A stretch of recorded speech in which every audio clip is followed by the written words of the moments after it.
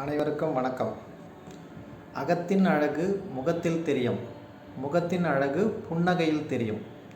புன்னகைக்கும் போது நமக்கு முக்கியமாக இருக்கிறது நம்மளுடைய பல்லு தான். பல்லுங்க வரிசையில் அழகாக இருந்துச்சுன்னாக்கா நமக்கு கான்ஃபிடென்ஸ் ரொம்ப இன்க்ரீஸ் ஆகும். ஸோ இன்றைக்கி உங்களுக்கு பற்களை பராமரிப்பது எப்படி அப்படின்றத பற்றி நான் இன்றைக்கி உங்கள்கிட்ட சொல்ல போகிறேன். குழந்தைங்க பிறந்து ஒரு 10 மாதம் ஆன உடனே முதல்ல பால் பல் முளைக்க ஆரம்பிக்கும். அப்போலேருந்தே பெற்றோர்கள் என்ன பண்ணணும்னா, குழந்தைங்களுக்கு அவங்களுக்குன்னு தனியாக பீடோ ப்ரஷ், அதாவது கிட்ஸுக்குன்னு தனி ப்ரெஷ்ஷு கிடைக்கும். அந்த ப்ரெஷ்ஷை வாங்கி அவங்க பல் துலக்க ஆரம்பிக்கணும். காலையில் ஒரு தடவையும் நைட்டு தூங்க போகிறதுக்கு முன்னாடி ஒரு முறையும் அவங்களுக்கு பல் துலக்கணும்.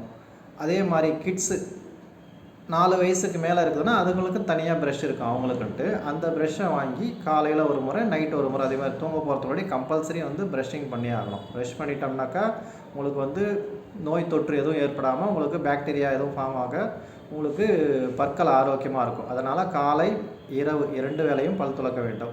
அதே மாதிரி என்ன சாப்பிட்டாலும் உடனே வாய் கொப்பளிக்கணும். அதுதான் ரொம்ப முக்கியமானது. அது 3 வேளையுமே சாப்பிட்டதுக்கப்புறம் நல்லா வாய் கொப்பளிச்சிட்டோம்னாக்கா எந்த உணவுப் பொருட்களும் உங்களுடைய பல் இடுக்கில் போய் மாட்டாமல் உங்களுக்கு க்ளீனாக இருக்கும். ஸோ ஆரோக்கியமாக இருக்கும். அதனால் வாய் கொப்பளிக்கிறது ரொம்ப முக்கியம். அடல்ட்ஸ் அதே மாதிரி பெரியவங்களுக்குனாலே அவங்களுக்கு தனியாக 4 விதமான ப்ரெஷ்ஷு கிடைக்கும். Soft, ultra soft, medium, hard, இந்த மாதிரியான ப்ரெஷ்கள் நிறைய கிடைக்கும். ஸோ இவங்க ப்ரெஷ் பண்ணும்போது அவங்களுடைய ஏஜுக்கு ஏற்ற மாதிரி ப்ரெஷ்ஷஸ் யூஸ் பண்ணோம். இப்போ வயசானவங்கன்னா அல்ட்ரா சாஃப்ட், ஏன்னா அவங்களுடைய பற்கள் பார்த்திங்கன்னா பெரும்பாலும் தேஞ்சு போயிருக்கும், பல்லெல்லாம் பூச்சை உண்டாகும். ஸோ அந்த மாதிரியான பேஷண்ட்ஸ் பெரும்பாலும் அல்ட்ரா சாஃப்ட் ப்ரெஷ்ஷை யூஸ் பண்ணுறது நல்லது. ப்ரெஷ்ஷை அதே மாதிரி 3 மாதத்துக்கு ஒரு முறை ப்ரெஷ்ஷை மாற்றிடணும். அதே மாதிரி ப்ரஷ்ஷிங் டைமும் ரொம்ப நேரம் எடுத்துக்கூடாது.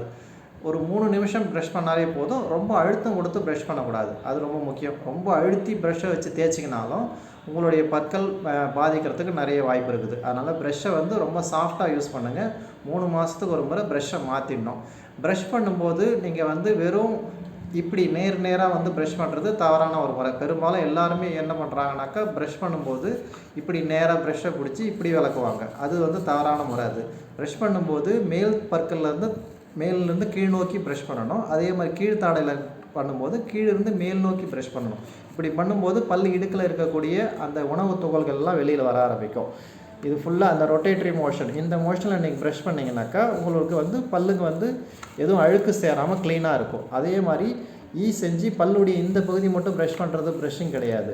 ப்ரஷ்னுடைய பல்லுடைய உள் சைடு பார்த்திங்கன்னா அந்த லிங்குவல் சைடு, இங்கே தான் அதிகமாக அந்த கிருமிகள் தங்குற இடம் அது. ஸோ ப்ரஷ் பண்ணும்போது இந்த பகுதியை நல்லா தேய்க்கணும். அதே மாதிரி பேலட்டல் சர்ஃபேஸ் உள் பக்கம் இருக்கு இல்லையா, இதையே நல்லா ப்ரஷ் பண்ணணும்.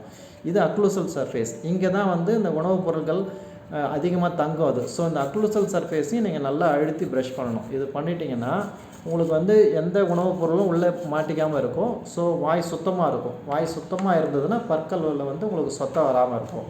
ஸோ பற்கள் ரொம்ப முக்கியம். அதனால் நல்லா ப்ரஷ் பண்ணி க்ளீனாக வச்சுக்கணும். ஆரோக்கியமான உணவுகளை எடுத்துக்கோங்க. அதுதான் ரொம்ப முக்கியம். பால், முட்டை இது ரொம்ப முக்கியமானது. இது கால்சியம் சத்து தான் விட்டமின் டி தான் ரொம்ப முக்கியமானது பல்லுக்கு. அதனால் ஆரோக்கியமான பொருட்களை நீங்கள் எடுத்துக்கணும். நன்றி, வணக்கம்.